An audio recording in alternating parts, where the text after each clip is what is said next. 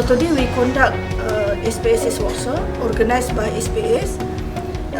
From this workshop, students learn about how to use SPSS, and more specific, they learn about how to decide what the statistical techniques that suitable for their data analysis based on their research.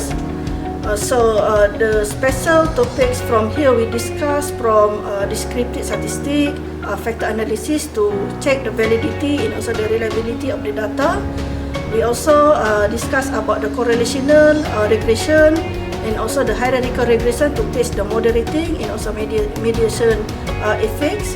And the last but not least, we discuss about the thesis in ANOVA for analyzing the comparison between the groups in the research. Thank you.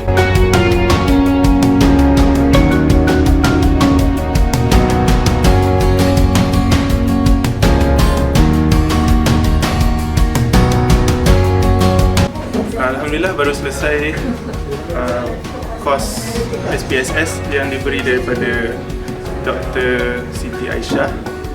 Setakat ni saya rasa program ni berjaya dan banyak juga yang saya belajar. Tapi agak pack lah sebab yelah kita pun tak pernah guna SPSS. Tapi walaupun banyak, Dr. Siti berjaya mengajar dengan sebaik mungkin, dan kalau ada apa-apa dia pun bagi nombor dan email untuk kita kontak.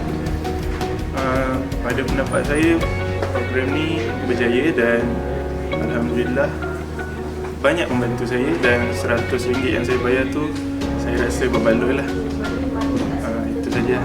Assalamualaikum warahmatullahi wabarakatuh. I found this course is useful for me. I found a lot of new information, and also the speaker is very good, the Dr. Siti Aisyah, and I advise others to attend like these courses. Thank you. Saya mendapati kursus ini sangat bagus, terutama sekali dalam bab statistik. Saya sangat memenangi ni, dan saya rasa kursus ni bagus. Tapi kalau kita lagi dapat panjangkan hari dia, rasa lebih better sebab kita dapat belajar lagi lama dan lebih faham apa yang diajar.